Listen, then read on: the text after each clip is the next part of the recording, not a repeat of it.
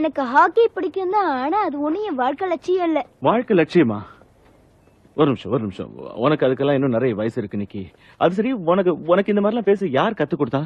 நீங்க வேலை விட்டு இல்லாம இந்த மாதிரி தான் பேசுவீங்கன்னு அம்மா சொன்னாங்க. வேலை விட்டு இல்லாமலா? இன்னும் கூட அவங்க வேற என்னென்னமோ சொன்னாங்கப்பா.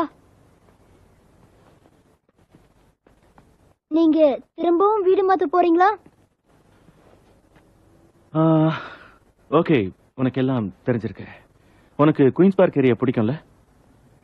பிடிக்கும்.